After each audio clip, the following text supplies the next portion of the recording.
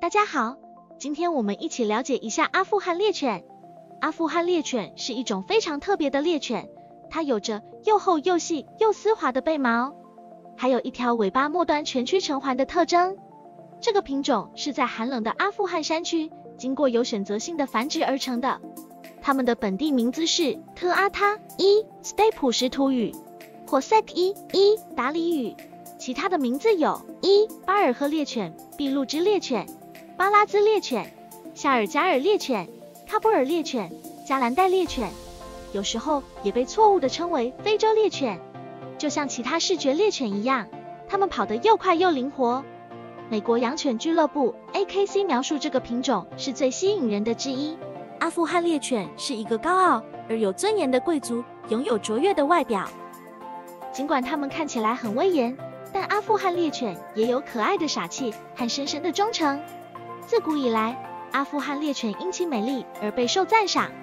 它们独特的背毛对这个品种来说有着特殊的用途。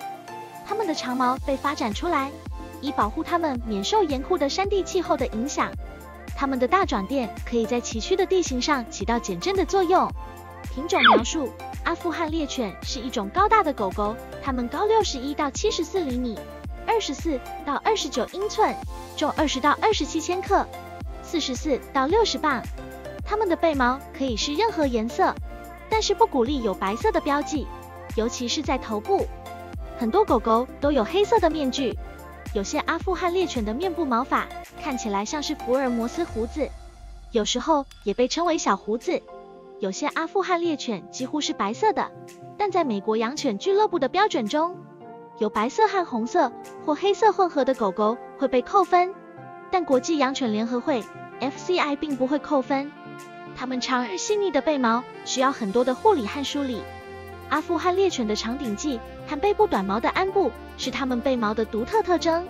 高耸的髋骨和尾巴末端的小环也是这个品种的特点。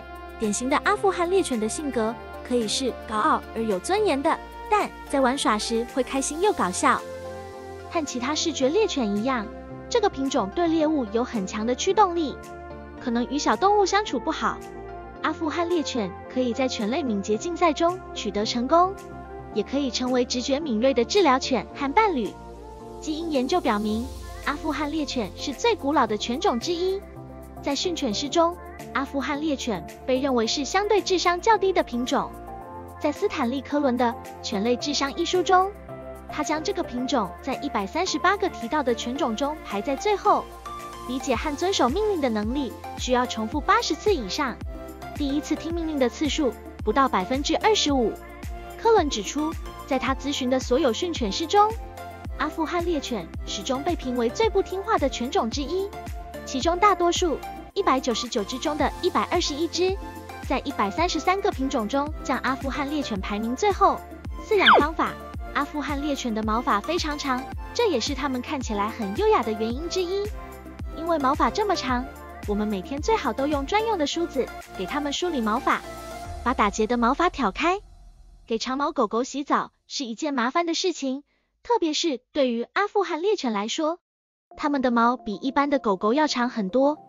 洗完澡后，我们要先用毛巾给它们擦干一遍，然后要马上用吹风机把它们的毛完全吹干。因为阿富汗猎犬的毛发很厚，所以吹干后还要检查底层的毛是否还湿润。如果还湿润的话，容易引发皮肤病哦。训练：阿富汗猎犬散步的训练。我们散步时，狗狗有时候会比我们走得更快，超出我们的控制范围。这时候，我们要立刻转身改变行进的方向。如果狗狗走在我们后面，我们可以轻轻拉一下牵引绳，鼓励它跟上来。但是如果它又超过了我们，我们就要再次改变行进方向，变成我们在它前面走，让它不断追上我们，直到它愿意和我们一起走为止。最重要的是，每次狗狗听从我们的指示后，我们要给它鼓励哦。2. 训练狗狗不乱叫。狗狗乱叫的确会让人困扰。开始的时候，当我们不希望它叫的时候，我们可以大声喊一声不要叫，让它立刻停止叫声。如果这样不起作用，我们可以拿起一卷卷起来的报纸筒，用它轻轻打狗狗。这样的训练方法效果很好哦。所以要训练好阿富汗猎犬，我们要教它们在散步时听从我们的指示，并且要训练它们不乱叫。只要我们用正确的方法进行训练，狗狗们就会变得听话而乖巧哦。记得要给它们鼓励，让它们知道我们很高兴它们听从我们的指示。加油！变种卡拉格塔兹，卡拉格塔兹是一种阿富汗猎犬的变种。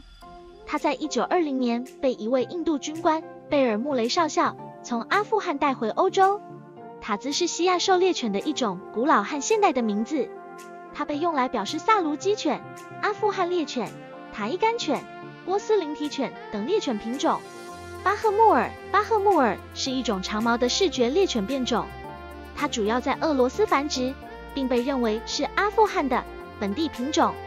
在普什图语中，巴赫穆尔意味着丝绒，这是因为它们的背毛柔软光滑，全身除了鞍部、中部到下背部4条前腿和嘴巴以外，背毛都很长。它们的颜色通常是浅褐色、象牙色或白色，带有较深的鞍部，给人一种与印度柯克珊瑚沙漠的卡基岩和石灰岩相配的略带黄色的狗狗的印象。不允许出现以下颜色：红色、带有白斑点的红色、黑色和带有白斑点的黑色。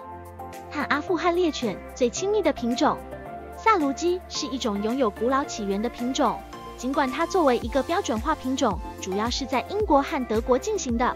它是现代和国际上被广泛接受的品种中与阿富汗猎犬最亲密相关的品种。另外，有一个名字有着相同渊源的斯洛基，它主要来自北非，是一个独立的品种。寿命在英国进行的各项调查中，阿富汗猎犬的平均寿命约为12年，与同等大小的其他品种相似。在2004年英国养犬俱乐部的调查中，最常见的死因是癌症，占31%，老年占20%，心脏病占10.5%，和泌尿系统疾病占5%。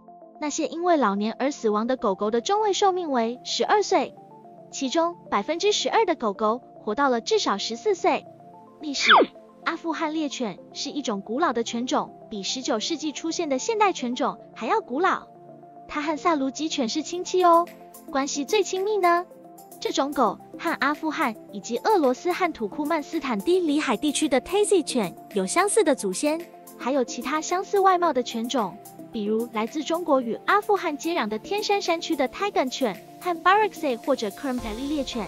阿富汗境内至少有13种不同的犬种，有些正在通过繁育和记录发展成现代犬种。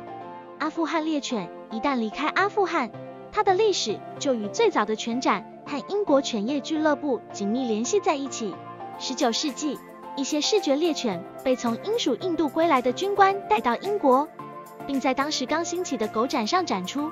它们有很多不同的名字，比如巴鲁克奇猎犬，英国人还称它们为波斯灰狗，这是指英国本土的视觉猎犬。阿富汗猎犬的美丽使它们成为备受喜爱的展示犬和宠物，它们被所有英语国家的主要犬业俱乐部所认可。M.S. Ghazni 中的 Sardar 在1928年和1930年的 Crufts 犬展上赢得了 Beast 最佳展示犬。1945年11月26日的生活杂志封面上还有一只阿富汗猎犬。阿富汗猎犬在20世纪70年代是澳大利亚最受欢迎的犬种，并赢得了许多重要的狗展。阿富汗猎犬还在1996年的布达佩斯世界犬展中赢得了 Beast 最佳展示犬。他们还在1957年和1983年的威斯敏斯特犬展中赢得了 Beast， 这也是到目前为止育种者兼主人兼处理者 Chris Terrell 在威斯敏斯特获胜的最新纪录。现在阿富汗猎犬已经不再用于狩猎了，但你还可以在狗类的追逐比赛中看到它们的身影哦。在2005年8月3日，韩国科学家黄宇锡宣布，他的研究团队成功克隆了一只阿富汗猎犬，它叫做 Snuppy。然而，在2006年，黄宇锡为造研究数据而被解职。尽管如此， Snuppy 仍然是一只真正的克隆犬，成为历史上第一只被克隆的狗狗哦。阿富汗猎犬是一种特别古老的狗狗，和其他犬种有着亲戚关系。它们的美丽使它们成为受欢迎的展示犬和宠物，而且在各大犬业俱乐部都备受认可。虽然现在它们不再用于狩猎，但你仍然可以在追逐比赛中看到它们的身影。有趣的是，科学家们还曾经成功地克隆了一只阿富汗猎犬，创造了狗狗历史上的第一次，真是非常了不起呢。今天我们一起了解了阿富汗猎犬，感谢大家的观看，下期见。